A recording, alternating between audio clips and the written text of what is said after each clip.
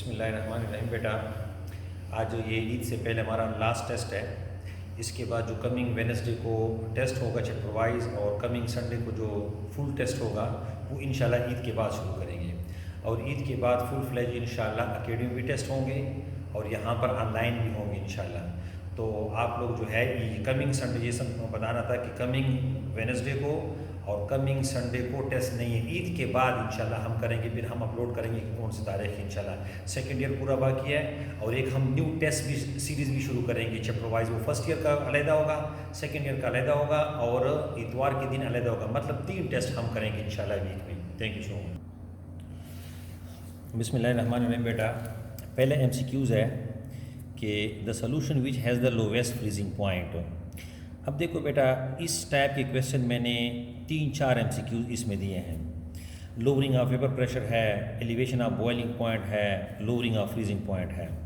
ये एक general concept है बेटा इसका कि जितने ज़्यादा पार्टिकल्स आप लोग डालेंगे सॉल्वेंट में, सोल्यूशन फिर बनेगा तो इसका जो वेपर प्रेशर है वो सबसे कम हो जाएगा।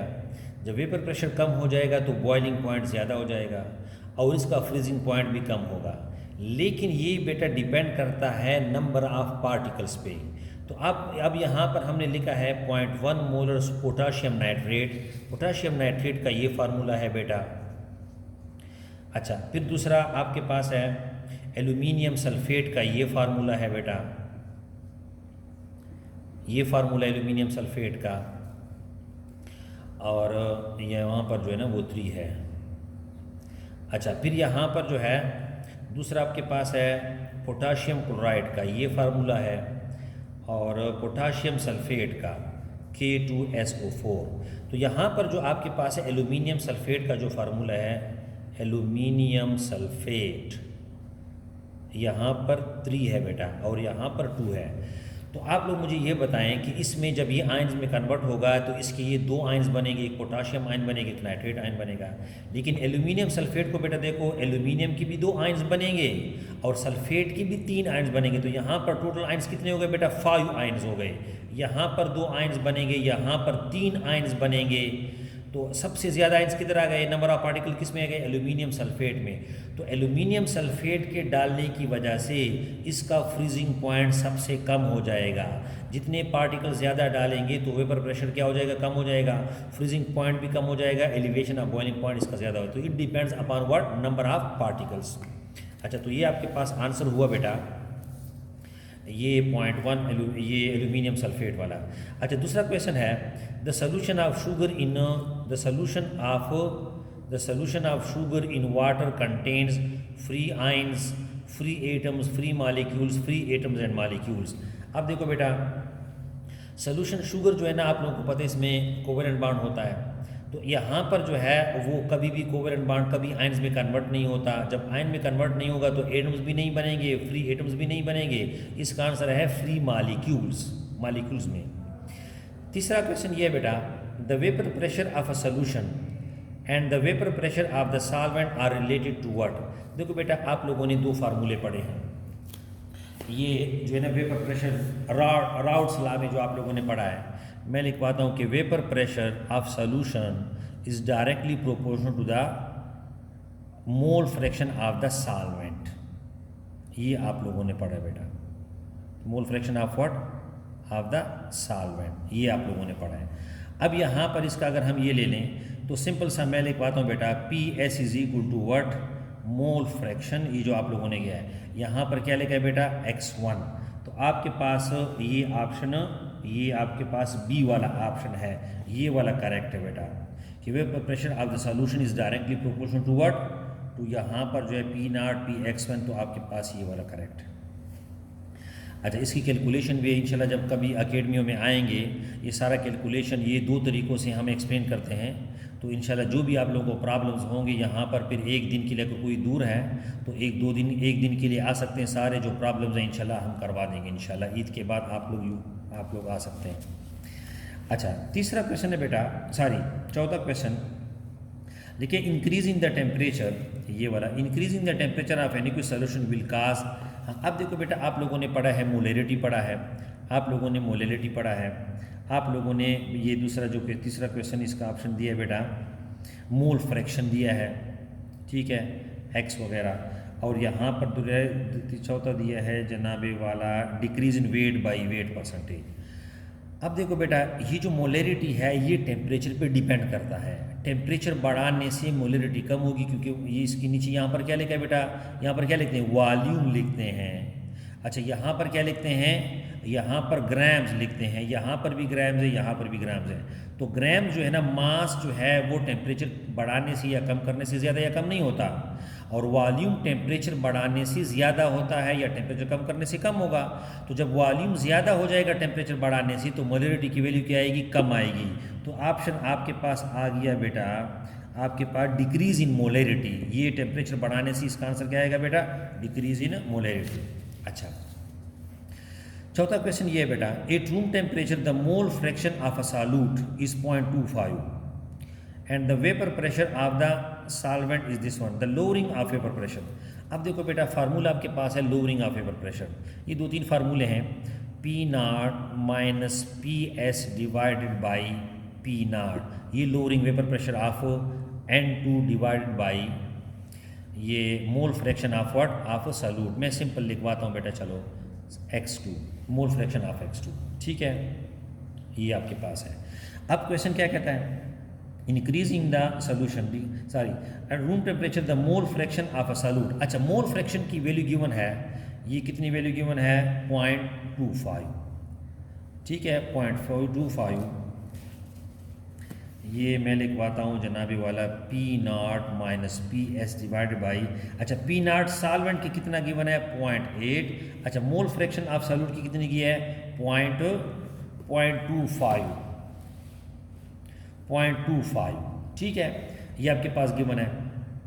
अब ये कहते हैं लोअरिंग ऑफ वेपर प्रेशर, ये तो relating lowering of vapour pressure का फार्मूला था, लेकिन क्वेश्चन हमसे मांगा गया only lowering of vapour pressure, P0 minus, इसमें कितनी कमी आ गई है, तो आप ये मालूम कर लें, इसको क्रॉस मल्टीप्लिकेशन कर लें। जब क्रॉस मल्टीप्लिकेशन करेंगे तो आपके पास आता है बेटा 0.20, ये आपके पास आंसर आता है, इसको ज़रा कर लें, ठीक है बेटा।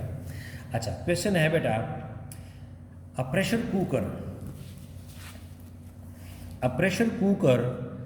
reduces cooking time for food because heat is a evenly distribution in the cooking boiling point। देखो बेटा, ये बॉइलिंग पॉइंट ज़्यादा होता है, तो इस वजह से इसको गोश्त को हीट जल्दी ज़्यादा मिलता है, फूड को ज़्यादा मिलता है, लिहाजा बॉइलिंग पॉइंट ज़्यादा होगा, मतलब इसमें एब्जॉर्ब करने की सलाहियत ज़्यादा है। दैट्स वाई वो प्रेशर कुकर में फूड इसलिए जल्दी पकता है कि इसका बॉइलिंग पॉइंट ज़्यादा होता है। और प्रेशर कुकर में बॉइलिंग पॉइंट क्यों ज़्यादा होता है, क्योंकि उस पर प्रेशर ज़्यादा होता है, क्योंकि आप लोगों ने पढ़ा है कि boiling point is directly proportional to the external pressure. तो ऑप्शन बी वाला करेक्ट है, boiling point of water in cooking. अच्छा, फिर क्वेश्चन लिखता है बेटा, आ जाओ 25, ये तो मैंने पिछले टेस्ट में भी दिया था। Ammonium chloride is bond with sodium hydroxide eight acid, it is an open system. Open system बेटा मैंने पहले भी बताया था पिछले वीडियो में, तो दोबारा की मेरे ख्याल में ज़रूरत नहीं, तकरीबन हुई स्टूडेंट्स आप लोग एग्ज़ाम दे रहे हैं इसके। तो ओपन सिस्टम में बेटा, ओपन सिस्टम में ये जो हीट है और यहाँ पर जो मैटर होता है वो दोनों एक्सचेंजेबल होते हैं with the surrounding, that is called open system. अच्छा, तो यहाँ पर एमोनियम क्लोराइड में टेस्ट ट्यूब है, जब टेस्ट ट्यूब होगा तो इसका ओपन होगा, तो इधर भी मैटर भी ऊपर को जा सकता है हीट देने से। अच्छा, हीट भी ट्रांसफ़र हो सकता है और ऊपर से कुछ गिर भी सकता है, तो that is called open system. अच्छा, the enthalpy change of a reaction does not depend upon the different intermediate reaction, ये वाला फाइनल वगैरह पे डिपेंड करता है। For an ideal gas Joule Thomson, हाँ इस MCQ को ज़रा देखो बेटा, ये लिखा है for ideal gas Joule Thomson coefficient is what. अच्छा, आप लोगों को पता है जोल थॉम्सन इफेक्ट क्या होता है बेटा, आप लोगों ने ये पढ़ा है जोल थॉम्सन इफेक्ट कि इफ़ फॉर एग्जाम्पल आपने प्रेशर इस पर डाला है, ये गैस मॉलिक्यूल्स हैं, ये आपस में करीब करीब हैं, जब करीब करीब लाओगे तो इसके दरमियान अट्रैक्टिव फोर्स होगा। तो जोल थॉम्सन ये कहता है when there is sudden expansion of gas it causes cooling, तो इसकी वजह से क्या होती है, कूलिंग होती है, तो दिस इज कॉल्ड। और ये क्यों होती है ये भी एक अलग टॉपिक है, वो क्योंकि मेरा टॉपिक यहाँ पर कुछ और है। तो क्वेश्चन यहाँ पर लिखता है कि for an ideal gas Joule Thomson coefficient is positive, negative, zero and what. अल्लाह के बंदो, आइडियल गैस के दरमियान तो अट्रैक्टिव फोर्स होता ही नहीं है। और ये जोल थॉम्सन इफेक्ट जो था वो तो अट्रैक्टिव फोर्स होता तब जाके इसने ये कहा था कि when there is sudden expansion it causes cooling. अब इसलिए होगा क्योंकि ये इधर जाएगा ये उधर जाएगा, इनके दरमियान जो अट्रैक्टिव फोर्स था वो ख़त्म हो चुका होता है, लेकिन ये अट्रैक्टिव फोर्स तो आइडियल गैस के दरमियान होता ही नहीं है, लिहाजा Joule Thomson effect for are ideal gas it is zero. बेटा तो ऑप्शन क्या हुआ बेटा, ज़ीरो आ गया आपके पास। और ये क्यों होता है मैंने आप लोगों से कह दिया, अपने साथ टॉपिक नोट करते जाओ, एक दिन आप लोग यहाँ पर आ जाओ 2-3 घंटे निकाल के, इंशाल्लाह फिर वो सारा हम करवा देंगे। अच्छा, क्वेश्चन नंबर बेटा, question number 35। If a gas at constant temperature and pressure expand, that it is internal energy decreases and prop increases, and then internal energy increases, internal energy remains constant, internal energy increases, temperature constant हो, अगर वो ऊपर वाला constant हो, और फिर भी क्या कहते हैं gas the constant, if a gas at constant temperature and pressure expand, हाँ वो expand होता है तो ज़ाहिर है internal energy की वजह से होगा, that's why। अच्छा, क्वेश्चन नंबर बेटा इसको देखो, ये रिएक्शन मैं लिखवाता हूँ, रिएक्शन है 4p phosphorus plus potassium hydroxide, यहाँ पर लिखा है H2O लिखा है, एरो निशान इधर लगाता हूँ, उधर जगह ही नहीं है फिर दिखाई नहीं देगा आपको, ये मैं लिखवाता हूँ potassium hydrogen phosphate plus PH3।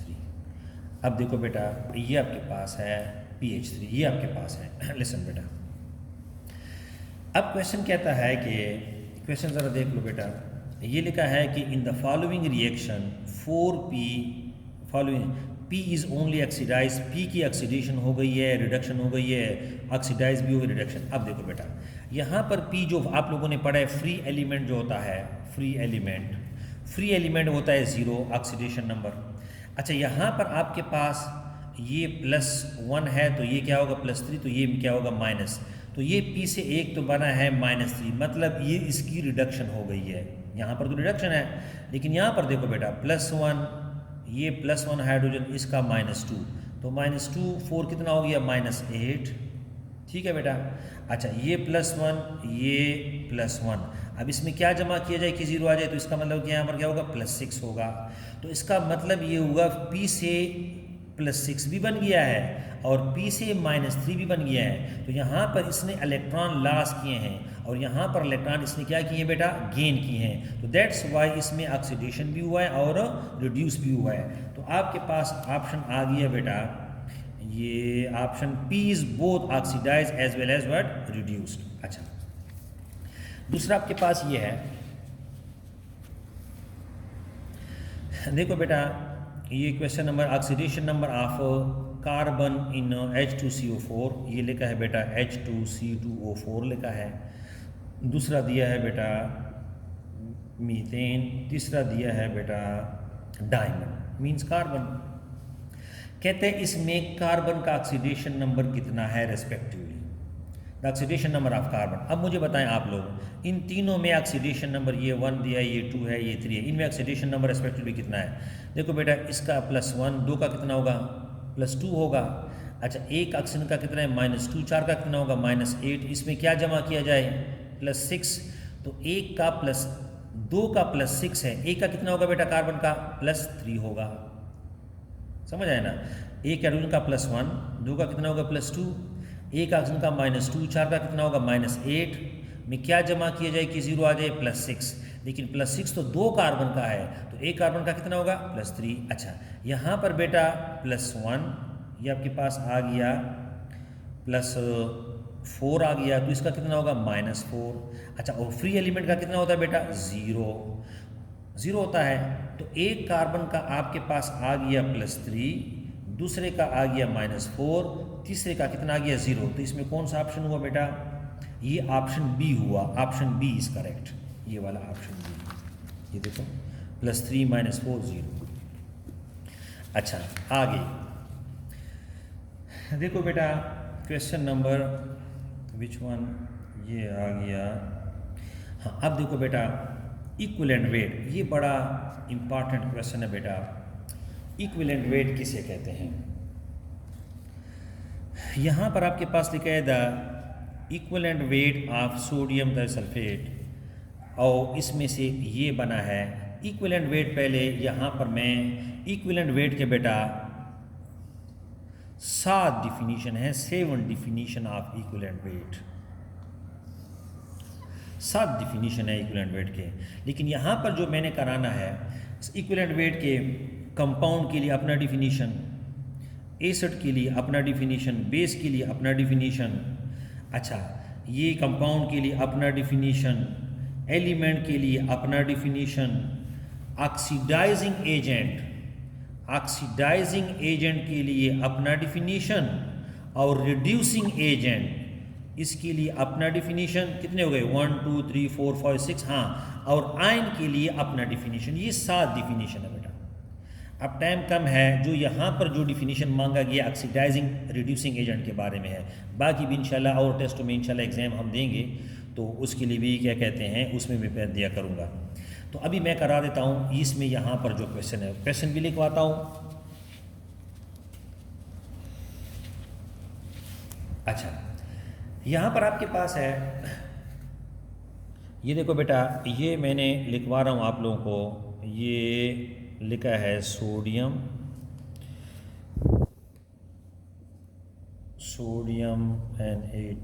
Na2S2O3 plus I2 इससे बना है बेटा N2S4O। अब इसमें कितना ऑक्सीडेशन नंबर क्या चेंज आएगा? सिंपल, देखो बेटा पहले तो इसका ऑक्सीडेशन नंबर मालूम कर लो, किसमें इसका इक्विवेलेंट वेट क्या होगा। देखो बेटा पहले ऑक्सीडेशन नंबर इसका एक का -2 होता है, 3 का कितना होता है -6। अच्छा इसका +1 होता है, 2 का कितना होगा +2। ठीक है बेटा। अच्छा यहाँ पर मैं इसमें क्या जमा किया जाए, -6 है और ये कितना है +2, कितना हो गया, हाँ इसमें +4 जमा किया जाए। तो +4 तो 2 सल्फर का है, एक का कितना होगा बेटा, ये एक का होगा +2। ठीक है बेटा। अच्छा अब यहाँ पर आ जाओ, इससे बना है जनाबे वाला ये बना है। अब यहाँ पर एक का -2, 6 का कितना होगा -12, एक का यहाँ पर आपके पास Na2 है, एक का +1, 2 का कितना होगा +2। इसमें क्या जमा किया जाए, ये +4 है, -12 +2 कितना बना, ये हाँ इसमें +10 जमा किया जाए तो ये 4 का +8 होगा, लेकिन एक का कितना होगा, ये बेटा आता है कितना आता है 2.5 आता है। ठीक है बेटा। अब देखो डिफिनीशन, पहले ऑक्सीडेशन नंबर था बेटा सल्फर का +2 था, अब यहाँ पर कितना बना है 2.5, कितना चेंज आ गया बेटा 0.5 का फ़र्क आ गया, कितना फ़र्क आ गया 0.5 का। तो डिफिनीशन इसका ये है इक्विवेलेंट वेट।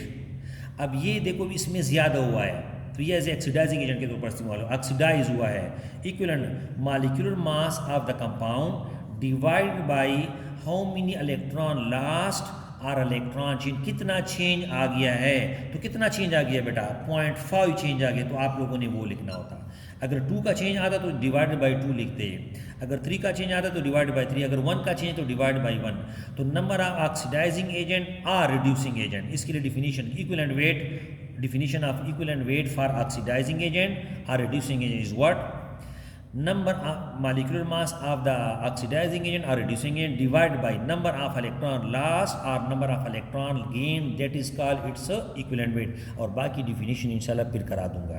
तो आपके पास ऑप्शन आ गया बेटा option C, m molar mass divide by 0.5। अच्छा आगे बेटा, heat of combustion is always what, ये तो आपको पता है कंबसन हमेशा एक्सोथर्मिक होता है, तो जाहिर है हीट ऑफ कंबसन जो है ये हमेशा क्या होता है नेगेटिव होता है बेटा। ये हीट ऑफ कंबसन हमेशा ही नेगेटिव होता है, मतलब एक्सोथर्मिक होता है। क्वेश्चन नंबर, हाँ ये वाला देखो बेटा, ये लिखा है विच of the following is having lowest heat of combustion. बड़ा आया से पके राग है तो क्या कहते हैं आया से बोला तो सकवे। अच्छा तो विच वन, ये जो विच of the following is having lowest heat of combustion. अब देखो बेटा हीट ऑफ कंबस्शन, अगर सिंपल फार्मूला बताता हूँ बेटा, हीट ऑफ कंबसन, जितना हीट ज़्यादा हीट इवॉल्व होगा उतना ही हीट ज़्यादा हो, मतलब क्या हीट ज़्यादा इवॉल्व होगा तो हीट ऑफ कंबसन ज़्यादा होगा। अगर हीट कम इवॉल्व होता है, मिसाल के तौर पर इधर देखो बेटा, सिंपल मैं तरीका बता दूँ। ये आपके पास है फॉर एग्जांपल, ये आपके पास a प्लस बी भी बना, ये आपके पास a भी बना। अब अगर इनके दरमियान बेटा इसके दरमियान बॉन्ड स्ट्रांग है तो इसको तोड़ने के लिए ज़्यादा चाहिए। बॉन्ड स्ट्रांगर है तो ज़्यादा हीट एब्जॉर्ब होगा, है एक्सोथर्मिक रिएक्शन। अच्छा, इसको यहाँ पर जो है हीट इवॉल्व होता है, बॉन्ड बनाने से क्या होता है, हीट इवॉल्व होता है। अगर स्ट्रांग बॉन्ड है तो ज़्यादा हीट रिक्वायर होगा, अगर वीक बॉन्ड है तो कम हीट रिक्वायर होगा। अच्छा, अगर स्ट्रांगर बॉन्ड बनते हैं तो ज़्यादा हीट इवॉल्व होगा, अगर वीक बॉन्ड बनते हैं तो कम हीट इवॉल्व होगा। अब देखो बेटा, अब इसमें से यहाँ पर जो मैंने ऑप्शन दिए हैं, ऑप्शन यहाँ पर बेटा CH4 है, एक आपके पास, दूसरे कहने का मतलब है, सिंपल बताता हूँ बेटा, टाइम कम है। अगर यहाँ पर रिएक्टेंट साइड वाले ज़्यादा स्टेबल होते हैं तो वो हीट रिएक्शन नहीं करेगा, तो इसको हीट रिएक्शन करने के लिए हीट चाहिए, मतलब हीट एब्जॉर्ब होगा, मतलब हीट कम इवॉल्व होगा। तो यहाँ पर बेटा जो मैंने ऑप्शन यहाँ पर दिए हैं, एक इसमें बेंजीन है, और बेंजीन आप लोगों ने पढ़ा है कि heat, benzene is a very stable compound, तो स्टेबल जब होगा तो ये हीट कम इवॉल्व करेगा। अच्छा, इसमें और सारी भी बातें चीज़ें हैं जो इसको हम सारा कंसेप्ट लेके जाएँ तो एक इस पर 10-10 मिनट लगते हैं, अगर पूरा कंसेप्ट किसी का क्लियर नहीं है तो बार बार मैं कहता हूँ कि एक दिन आप लोग आ जाएं, खैर सारे MCQs जो हमारे वो हैं जो हो गए तो इंशाल्लाह वो लेके आएँ, फिर वो करेंगे इंशाल्लाह तफसील के साथ। अच्छा, क्वेश्चन नंबर दूसरा ये है, the change in oxidation number of nitrogen in the given equation. ये बड़ा ही प्यारा MCQs है और सारे स्टूडेंट्स ये अक्सर गलत करते हैं, इसको थोड़ा सा ज़रा देख लें बेटा, ये लेके, और आप लोगों ने मुझे उम्मीद है कि गलत किया होगा इंशाल्लाह। अच्छा, कोई बात नहीं। H मैं लिखवाता हूँ, HNO3 नाइट्रिक एसिड से क्या बना है, ये लिखा है एमोनियम नाइट्रेट, और प्लस बना है बेटा ये the change in oxidation number of nitrogen. अच्छा, ये सिर्फ 2 दिए हैं।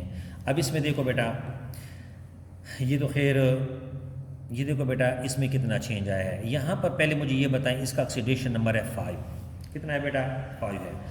अब आप लोग इसमें थोड़ा सा कंसेप्ट है बेटा, ये एक एमोनियम आयन है और यहाँ पर है नाइट्रेट आयन, इससे ये बनता है। अब मुझे बताएं आप लोग कि इसमें +5 से मुझे ये बताएं, ये +1 है, ए का +1 है। अच्छा, एज ए होल इस पर +1 का चार्ज है तो यहाँ पर मैं +1 लेके आऊँगा, ए का का +1 है, 4 का कितना होगा, ये +4 आ गया। तो +4 में क्या जमा किया जाए कि आंसर, ये आंसर आपके पास आ जाए, +1 आ जाए, शाबाश, क्या जमा किया जाए, ये मैं लिखवाता हूँ x, जब ये इधर जाएगा तो ये प्लस, ये माइनस, ये इधर जाएगा जनाबे वाला, तो आपके पास x इज इक्वल टू, ये बन गया जनाबे वाला +1, और ये आ गया क्या, कितना, -4, तो कितना बटा, -3 बना। तो यहाँ पर इसका आ गया बेटा -3। अब यहाँ पर देखो नाइट्रेट में, नाइट्रेट ये इस पर एज ए होल माइनस का चार्ज है, तो यहाँ पर मैं करवा दूँ कि यहाँ पर तो आप लोगों को दिखाई देगा इंशाल्लाह, ये मैं लिखवाता हूँ नाइट्रेट। देखो बेटा, इसमें आप लोगों ने -1 लेके आना है आंसर, क्योंकि -1 ऊपर लिखा है। अच्छा, एक ऑक्सीजन का होता है -6 में क्या जमा, एक ऑक्सीजन का होता है -2, 3 का कितना होगा, -6 होगा, तो इसमें क्या जमा किया, -1, तो कितना आ गया बेटा, +5। अच्छा, यहाँ पर आ गया बेटा +5, यहाँ पर पहले +5 था तो ये +5 में तो कोई चेंज नहीं आया। मसला किधर आ गया, +5 से क्या बना है बेटा, -3 बना है, यानी ये मैं लिखवाता हूँ, +5 से बना है बेटा -3। तो मुझे आप लोग ये बताएं, पहले 5 इलेक्ट्रॉन की कमी थी, 5 इलेक्ट्रॉन की क्या थी बेटा, कमी थी। अब 5 इलेक्ट्रॉन वो कमी भी पूरी कर गया है, और केमिस्ट्री में आप लोगों ने पढ़ा है -3 का क्या मतलब होता है, 3 इलेक्ट्रॉन की ज़्यादती, वो कमी भी पूरी कर गया 5, और 3 इलेक्ट्रॉन ज़्यादा भी हो गए, तो इसका मतलब ये हुआ कि इसने 8 इलेक्ट्रॉन गेन किए, 8 इलेक्ट्रॉन का चेंज आया है।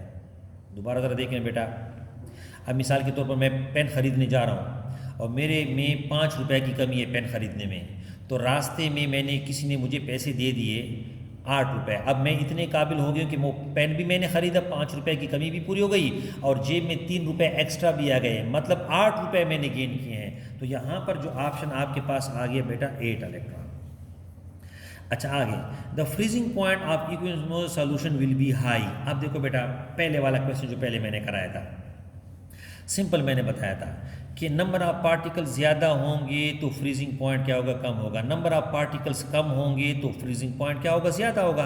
तो मुझे बताएं, यहाँ पर जो पहला यहाँ पर जो है ये पहला वाला भी आयनिक वाला है, यहाँ पर ये भी आयनिक है, लिथियम नाइट्रेट भी आयनिक है। हाँ, ये जो ग्लूकोज है ये कोवेलेंट है, ये आयोनाइज नहीं होता, तो इसके आयन्स कम होंगे, और जब आयन्स कम होंगे तो इसका फ्रीजिंग पॉइंट भी क्या होगा बेटा, ज़्यादा होगा। अगर नंबर ऑफ पार्टिकल्स ज़्यादा होते तो फ्रीजिंग पॉइंट कम होता, लेकिन ग्लूकोज में यहाँ पर जो है इसके आयन्स कम हैं, मतलब ये आयोनाइज नहीं होते।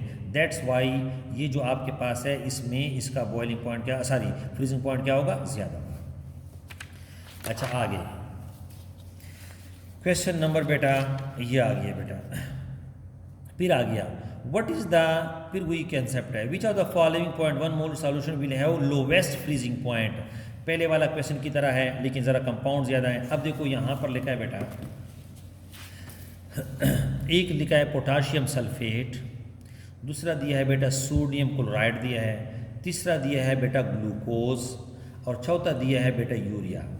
पहले तो ये बात, ये ग्लूकोज और यूरिया जो है बेटा ये आयोनाइज नहीं होती, ये कोवेलेंट कंपाउंड्स हैं। ये दोनों बेटा आयनिक कंपाउंड्स हैं, पोटाशियम सल्फेट और सोडियम क्लोराइड। अब इसमें देखना होगा पोटाशियम सल्फेट के बेटा कितने आयन्स बनते हैं, 2 आयन्स पोटाशियम के बनते हैं और 1 सल्फेट का बनता है। तो आपके पास टोटल कितने आयन्स हो गए, 1 सल्फेट का आयन्स और 2 पोटाश, कितने आयन्स हो गए, 3 मोल्स आयन्स के हो गए। लेकिन सोडियम क्लोराइड को देखो बेटा, 1 सोडियम का आयन बना, दूसरा क्लोराइड का, 2 मोल्स बन गए।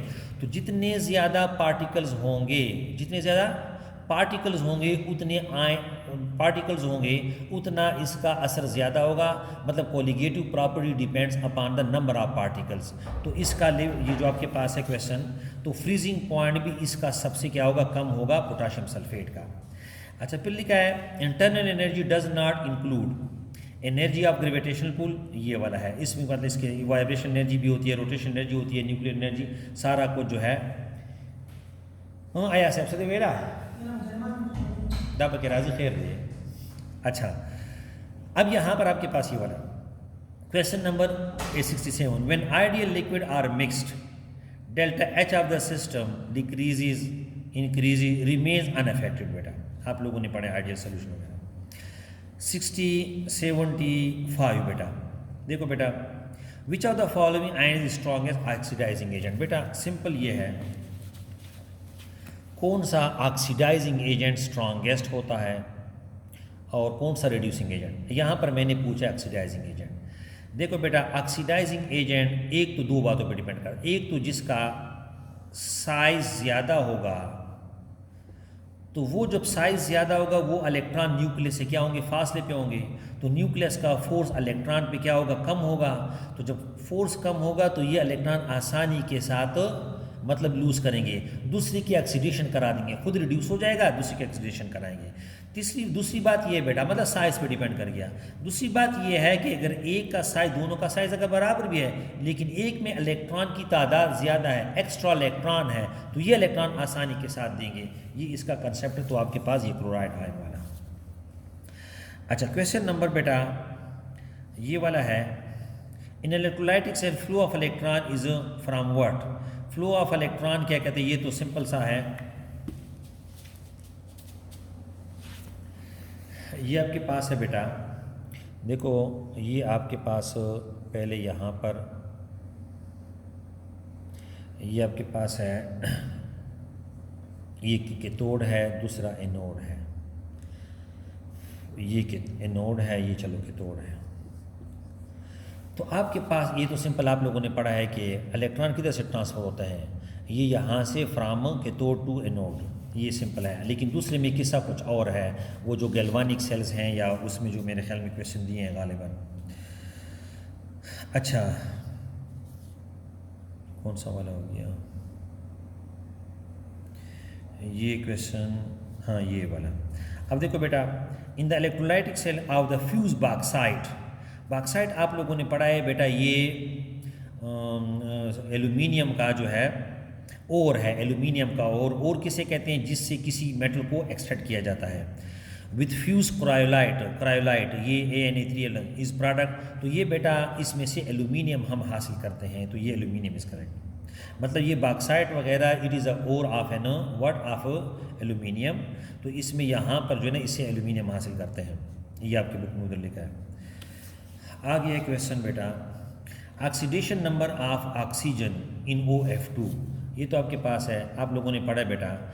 एक ऑक्सीजन का ऑक्सीडेशन नंबर हमेशा होता है -2 -1 होता है, लेकिन एक ऐसी जगह है जहाँ पर +2 है बेटा, वो फ्लोरीन है। इसलिए क्योंकि फ्लोरीन पूरे पीरियोडिक टेबल में फ्लोरीन की जो इलेक्ट्रोनेगेटिविटी है वो ऑक्सीजन से ज़्यादा है, तो वो इलेक्ट्रॉन अपनी तरफ पुल करेंगे। जब अपनी तरफ पुल करेंगे तो यहाँ पर ऑक्सीजन पे कौन सा चार्ज आएगा? पॉजिटिव चार्ज, तो यहाँ पर +2।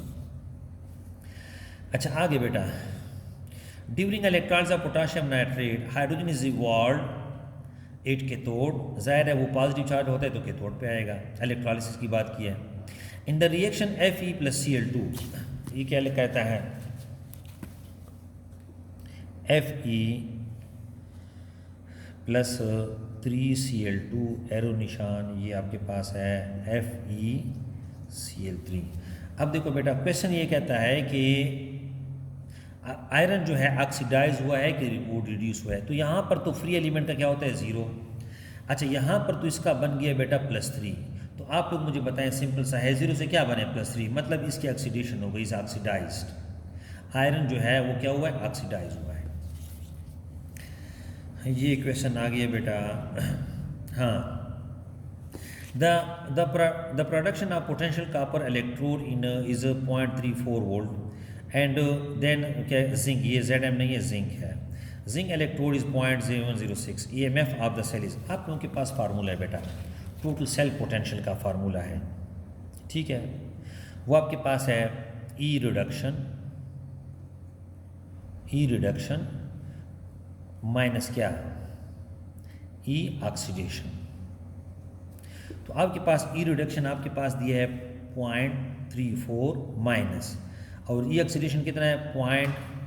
0.76 है। तो आपके पास ये माइनस माइनस क्या हो जाएगा? प्लस हो जाएगा, 0.34, और ये माइनस माइनस क्या हो जाएगा? प्लस।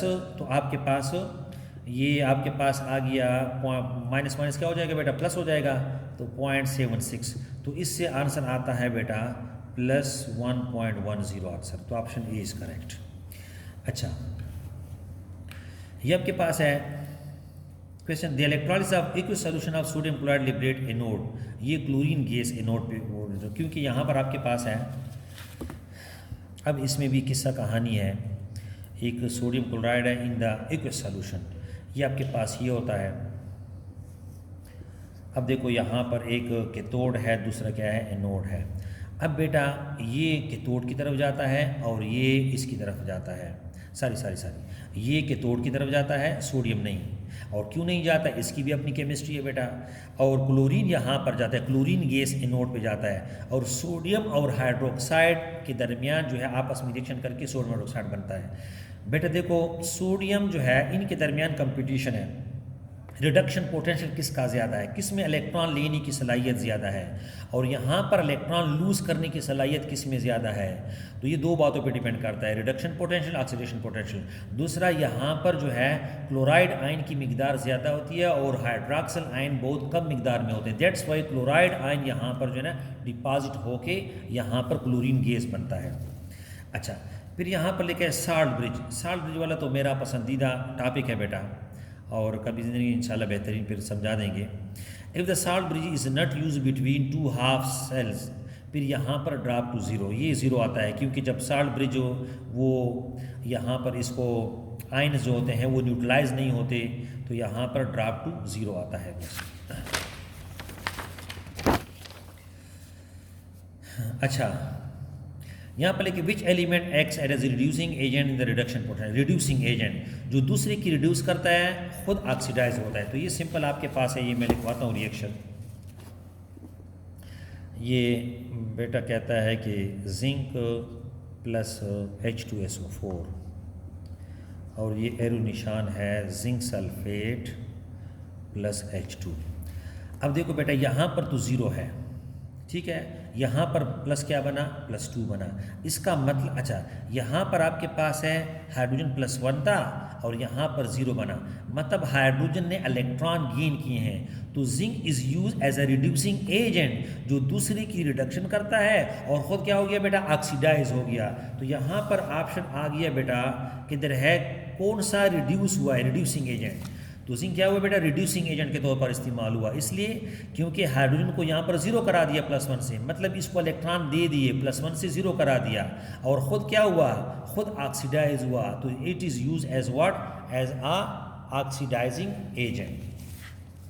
अच्छा, अब यहाँ पर आपके पास है, ये न्यूमेरिकल वाला क्वेश्चन करा दूँ, what is the molarity solution of 10 gram sodium oxide. देखो बेटा, मोलरिटी की शायद मैंने पहले आपको बताया, मोलरिटी में 4 किस्म के न्यूमेरिकल आते हैं, 4 किस्म के न्यूमेरिकल के अलावा कोई न्यूमेरिकल नहीं होता।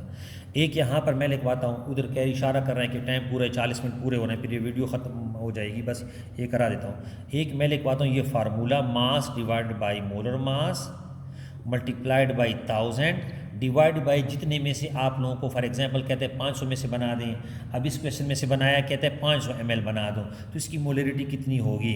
तो पहले मोलरिटी मालूम करना है, फिर कि ऐसा क्वेश्चन में मोलरिटी गिवन होगा, कहते हैं मास मालूम कर लो, फिर कभी मोलरिटी गिवन होगा, मास गिवन होगा, कहते हैं मोलर मास मालूम कर लो, कभी कहते हैं वॉल्यूम मालूम कर लो। तो ये 4 किस्म के न्यूमेरिकल्स।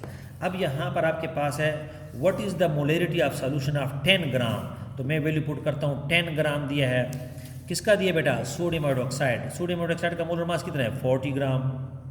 अच्छा, फिर कहते हैं 1000 में से 500 ml में से बना दो, तो ये सिंपल सा क्वेश्चन आ गया। ये 2 आ गए, ये 2 कैंसिल हो गए, ये 0 और ये 0 क्या हो गया, कैंसिल हो गया। 5 1 जार 5, 5 2 जार 10, तो आपके पास आ गया 2 डिवाइड बाई क्या, 4, तो 1/2, तो कितना आ गया बेटा, 0.5 आंसर। सिंपल है। मोलरिटी क्या कहते हैं, मोलरिटी में 4 किस्म के क्वेश्चन, मोलरिटी मालूम करना, फिर मोलरिटी गिवन होगा 0.5 फॉर एग्जांपल, मास गिवन नहीं होगा, मास गिवन नहीं होगा, तो यहाँ पर आपके पास मोलर मास 1000, ये आपके पास ये करेंगे। अच्छा, कुछ MCQs अगर रहते हैं बेटा, तो वो इंशाल्लाह फिर वो कर लेंगे, क्योंकि वो 40 मिनट वो वीडियो फिर अपलोड ये पूरा हो रहा है, 38-40 मिनट्स हो गए, तो इंशाल्लाह बाकी मैंने आप लोगों से कह दें कि जब आप लोग आओगे, ये जितने भी टेस्ट हैं वो हम आपको दे देंगे, वो हार्ड फॉर्म में अब आप लोगों को दे देंगे इंशाल्लाह। फिर आप लोगों को जो प्रॉब्लम्स होंगे हम तफसील के साथ मतलब आएंगे, मतलब कुछ पाने के लिए कुछ होना पड़ता है, एक दिन कभी आ जाएँ एकेडमी, ईद के बाद इंशाल्लाह फिर ये सारे अपने टेस्ट हम आपको देंगे, जो फिर प्रॉब्लम्स होंगे फिर इंशाल्लाह वो करा देंगे। थैंक यू सो मच बेटा। हाँ, एक बात है बेटा कि ईद के बाद हम जो है 3 टेस्ट हम वो शुरू करेंगे, ये तो कंटिन्यू होगा, अब सेकेंड ईयर का भी होगा, फर्स्ट ईयर का भी हम दोबारा भी शुरू करेंगे, न्यू MCQs होंगे, और संडे के दिन फिर फुल टेस्ट होगा ईद के बाद। और हमारी ईद के बाद ईटा की क्लासेस भी इंशाल्लाह शुरू हो रही हैं, और फर्स्ट ईयर पोस्ट मैट्रिक की ट्यूशन क्लासेस और सेकेंड ईयर की ट्यूशन क्लासेस, और हमारा एक स्कॉलरशिप टेस्ट भी आ रहा है, वो 11 अगस्त को एक टेस्ट है और 12 अगस्त को दूसरा टेस्ट है, तो इंशाल्लाह वो टेस्ट भी हम करेंगे इंशाल्लाह। थैंक यू सो मच, अल्लाह हाफिज़।